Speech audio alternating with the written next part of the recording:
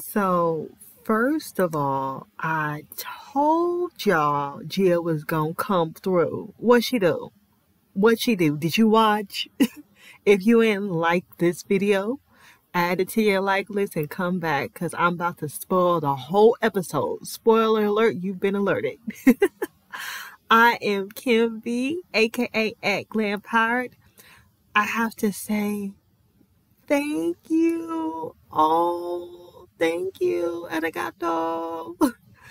It's been a journey, and I still can't believe I started out doing this just for myself.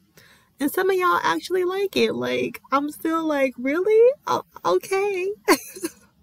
Thank you so much for watching and liking. It's been an awesome experience. And of course, there's more to come. We're gonna keep this good thing coming. We're gonna keep this good thing going. I'm just so excited that this was received and embraced, and it's just awesome. It's just an awesome feeling. So let's get down to business. Lovecraft Country, the final episode of the season, episode 10, full circle. We have people, context, questions, favorite scene, prediction, tidbits, Lego. First, we have the people. So in this episode, we have everybody, but we have Tick the body, and this was really reminiscent of You Know Who. You Know Who. For he begave his only begotten son, or in this case, she begave. I mean, they did took whole constructs and flipped them all around and twisted them. They didn't origami the constructs. She took her only begotten son, right? Sacrifice the body, okay? That. They went there with it. That. Okay? We have Letty, the shero, okay? And then Gia, the come through. Everybody was involved, but like, they really showed up and showed out. They really, really did. Shout out to the entire cast. Shout out to the writers. I also wanted to say, writers are prophets. And I know a lot of writers who write supernatural series or series about these things, like, they don't even believe it. A lot of them, they just, it's fun for them. They're enjoying it, but they don't take it to heart. Let me tell you something. Y'all are onto something. And for some of you who are practitioners, you know what I'm talking about. Like, you guys, this was such an amazing episode from that perspective too. Shout out to the writers. Thank you so much for doing such a wonderful job. And shout out to Matt Ruff, the original, creator and writer of Lovecraft Country. Like, bravo. I'm so excited. So, context. Let's get into the juicy bits, the recap. Okay, so they have the book of names. The family has rushed home with Dee, who is beginning to look like an evil little pickaninny, like her little friends that was following her in her episode. They open the book, and Tick and Letty are immediately taken to the ancestral plane, right? And Hannah is waiting at the door of the house, as always, like we've seen her in all the dream sequences. And we finally hear her say, "The answer is in your blood." Yes, she speaks, and he can hear her, right? Because he has the right resonance. He's on the right plane with her. Letty is confused as hell about why she's back at the house in Tulsa. She's like, what, why am I back here, right? Because of all places, this has got to be hell, right? Literally got to be hell. But then, Tick's great G-Ma is waiting there and tells her she's safe. She explains that Tick and Letty have opened the book and are now to learn very important lessons. And they each have their own lessons to learn. Ancestral knowledge is being passed down. Incredible. Like, you guys, you must understand that this is an act of love. Such an act. We all get this from our ancestors, but maybe not in such a direct manner. This is an act of love. And arming your babies with everything that they need, that they truly need, okay? Once again, we see the mothers come through in this series. They've been coming through the entire series. Shout out to mamas. Shout out. Then we have Hannah, right? So Hannah casts a spell on the family to keep their bloodline hidden from all who know magic. That's that little mark, that birthmark that Tick has, and he finds out other folks in his family has. And we find out about Hannah's journey with magic. It frightened her at first, and then she became empowered and developed mastery over it, much like everybody in this series has been dealing with it, except for Christina. Everybody else has been struggling, and now they're pretty comfortable and confident in their lanes, right? Letty is tasked with being the bearer of the book, and Tick learns definitively what he must do as well.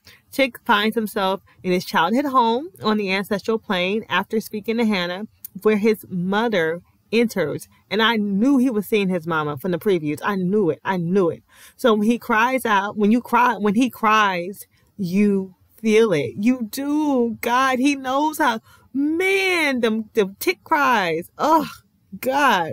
He immediately becomes a little boy again and puts his head in her lap, and she comforts him about the sacrifice he must make for the family. She tells him this is a beginning, not an end. They cast a spell to cure Dee, but we're unable to save her arm, unfortunately. Or fortunately, depending on your perspective by the end of this episode. There's some discourse about the plan, right? You know they got to have an argument or a disagreement every single episode. Tick's death is not easy to accept, but everyone gets on board. Shagas included. Shout out to the Shagas. And they're stronger than ever, and you really see that. Tick and Letty make their way to the tunnels under the house.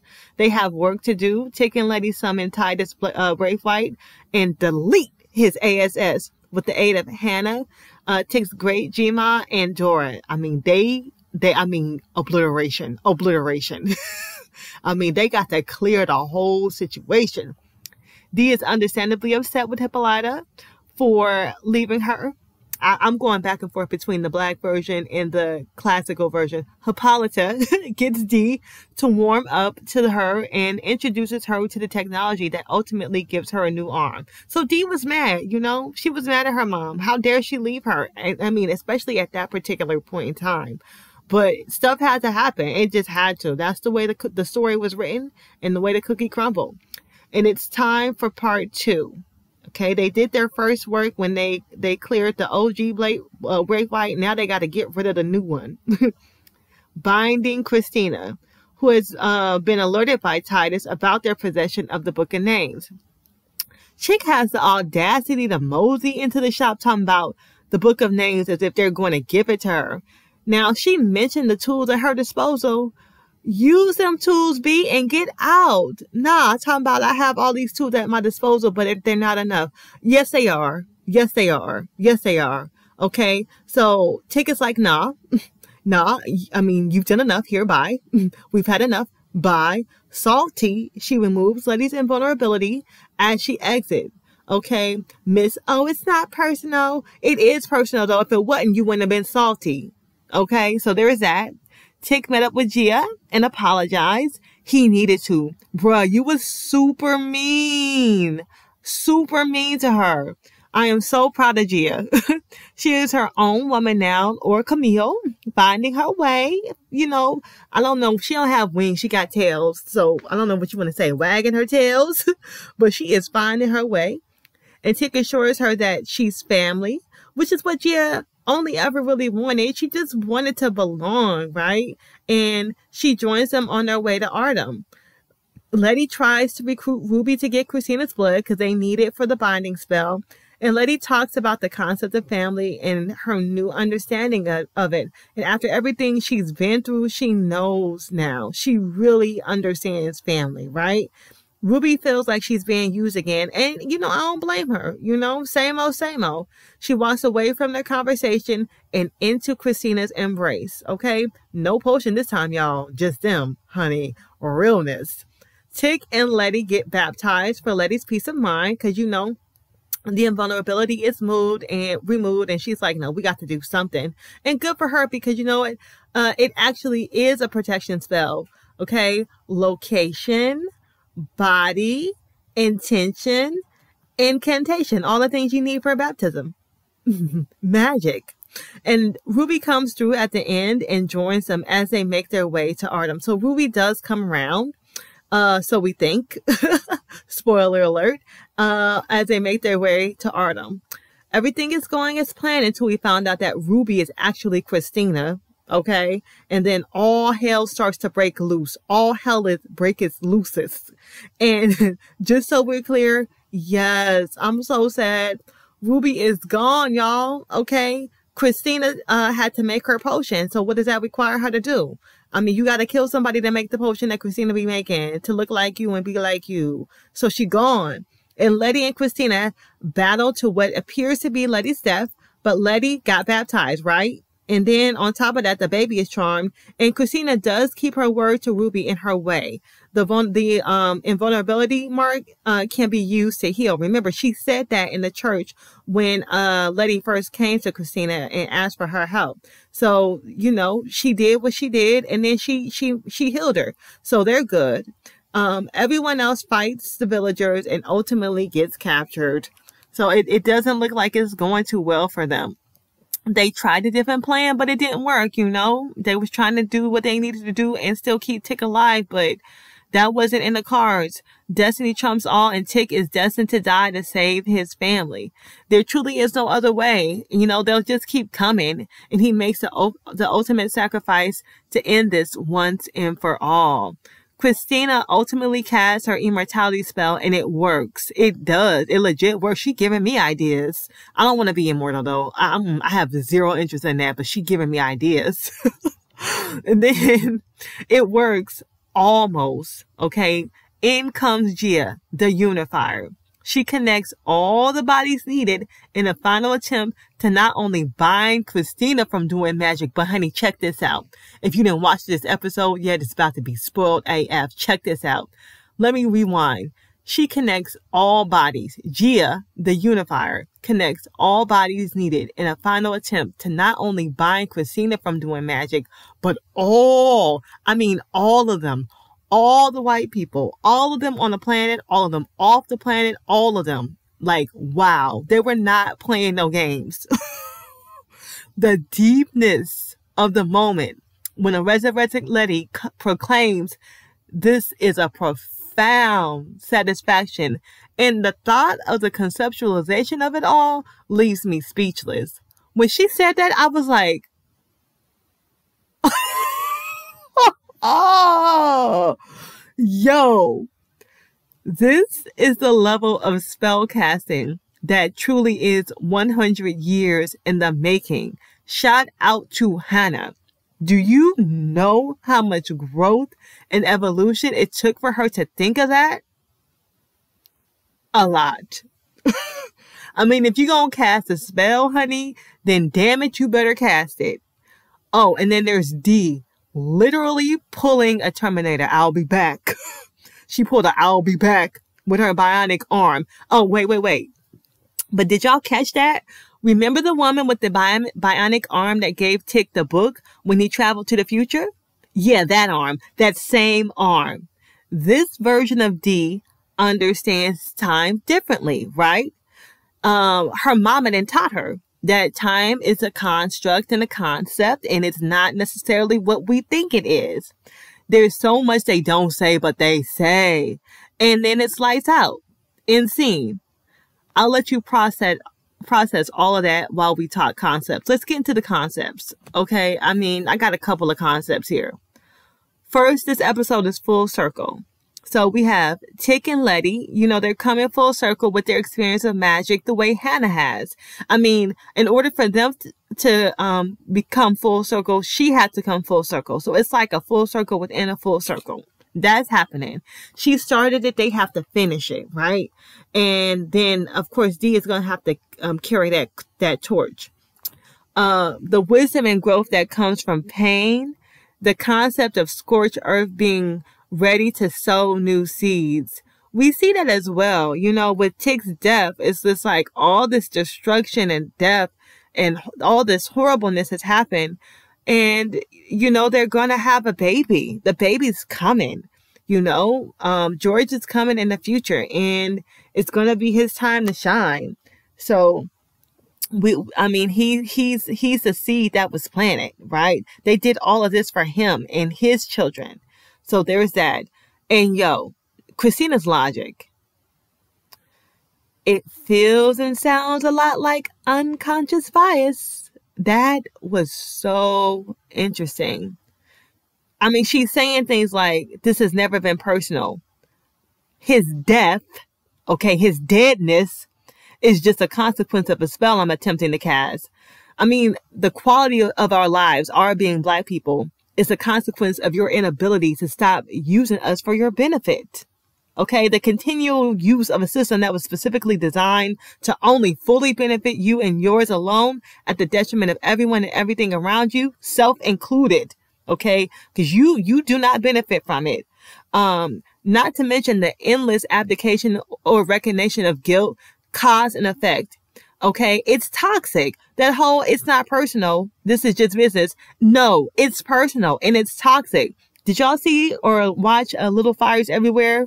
Definitely check that out. It's about the same topic, a different story. For real, check it out. You burn yourselves with the fire you create. Don't get mad when the burns hurt. Christina and what she symbolizes. Everyday magic that people don't even realize. What exactly do you think a baptism is? Like, it kills me. So many people. Oh, that's the devil. Oh, that's this. But you stay casting spells though every day. Don't you know what a prayer is? If you pray, guess what? You're a magician, period. All spell casting is prayer. It's just that spell casting tends to be a little bit stronger. That's it. The power of the magic of love, family, and loyalty, which is something Christina always underestimated and never even considered. Check that out. That was her downfall right there. Check that out. When Letty was doing that last incantation to bind her, do you know what strength she was summoning from? The power? Oh, she was summoning for her family. Like, she was like, no, this ends now. I'm protecting my babies. I'm protecting everybody. That's who she was chanting for. If you just chanting for yourself, the power of that is pretty weak. I mean, you can do a lot with it, but you got to chant for other people. Okay, there is strength and power in that. You can change the whole world with that. Okay, so Christina never learned that. She never learned that. Now let's get into the favorite scenes and lines and teams. First of all, when Dora said, "But if we ain't walking towards an altar to sacrifice ourselves for something important, what is our purpose?" She said this to Tick when he was in the ancestral plane with her, right? Really, what is your purpose? You get to do work so that the next folks that come after you don't have to do it. Hopefully. This does not always happen, but this is the hope. Okay? Then, I brought this up in the initial reaction video, but this is when Letty was in the church with Tick.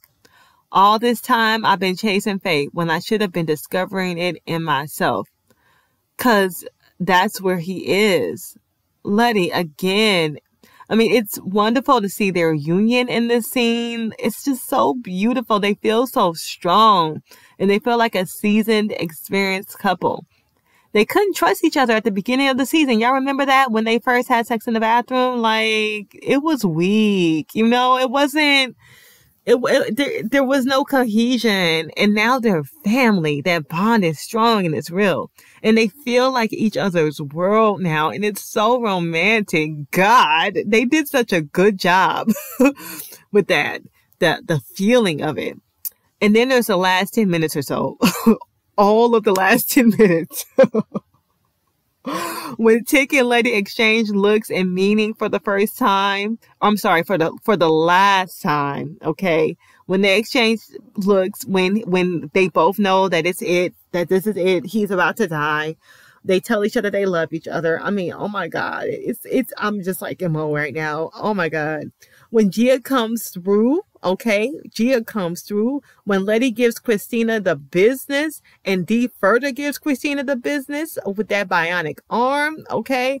Tick wishing supreme happiness on Montrose and passing the baton onto him to break the cycle of abuse by fathering his grandson and ultimately becoming the man he always wanted to be. I mean, come on. HBO. I gotta say it. HBO, you have been doing us dirty with these limited series. Like, seriously. Please let Lovecraft continue. This is not a one-off show, okay? Clearly the writers know what they're doing and can carry the weight of Matt Ruff's powerful intention. Let it continue, all right? Please. And I'm sure I'm not the only one. Many of us beg you, okay? Hashtag, I said hashcraft. Hashtag Lovecraft season 2. Like, we need it, okay? We need it. And we pay good money for this. So give us what we want.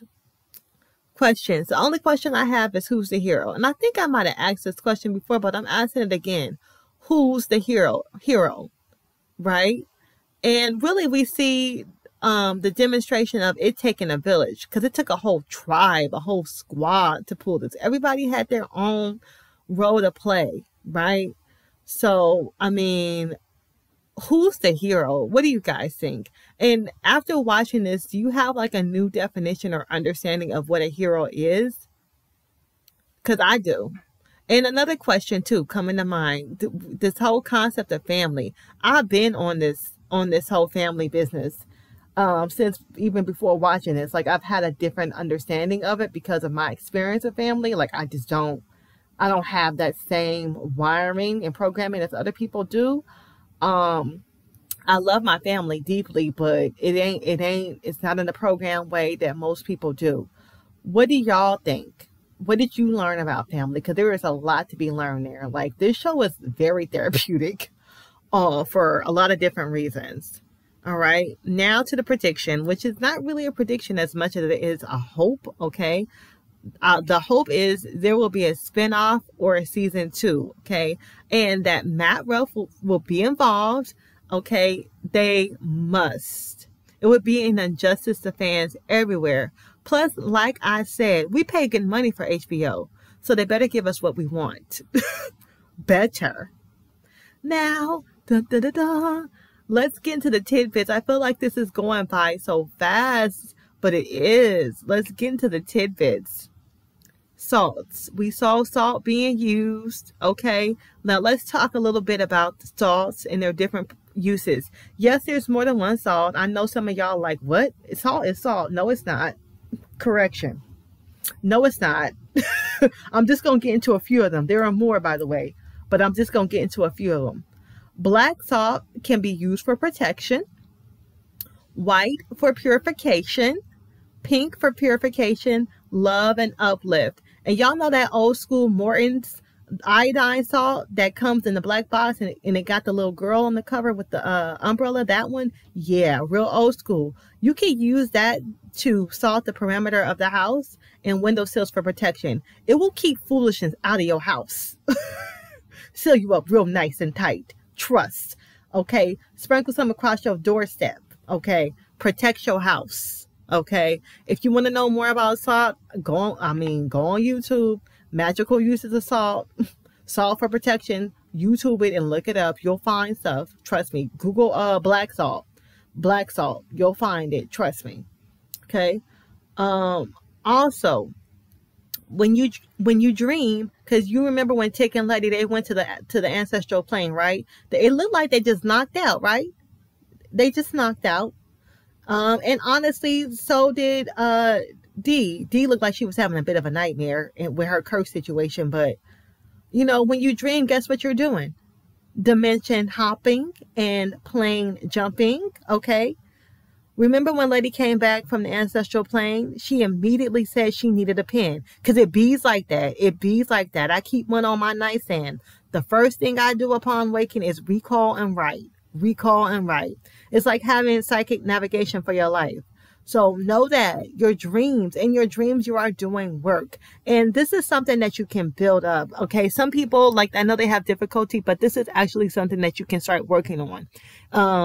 So If you're fortunate enough to recall your dreams and glean from them, do that, okay? Know that that comes from a place. And dream work is a skill, like I said, that takes practice, but it can be developed. So try some sleep meditation music if you want to start. Play it while you sleep. I do it for all 7 chakras, and then I kind of use my intuition and go from there. But you can check out New Meditation, their channel, for sleep meditation music. I like theirs, and I've been using theirs as of late. Theirs is really, really good. Start with the root chakra. That's chakra number 1, and then go up from there. And then a very easy beginner-friendly binding spell, because I know some of y'all are probably going to be interested listening to me, is a freezer spell. This was actually the first type of binding spell I ever did. So basically, what you do is, I'll link a video for this as well. So what you do is, first of all, know that water holds energy, okay? So you write what you want to freeze on a piece of paper, and you freeze it in water, okay? I got a couple of freezer spells in my freezer. It works. It works fast too, okay? I'll link a video about it, okay? So those are the tidbits.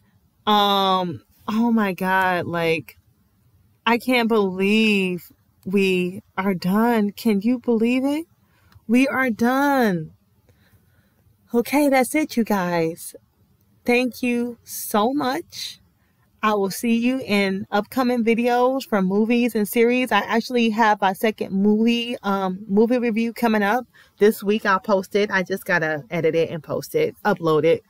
But comment, you know, give me a thumbs up if you are here for season 2.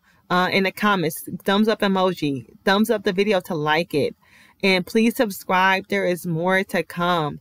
Thank you so much for watching, and remember, stay blessed, not stressed.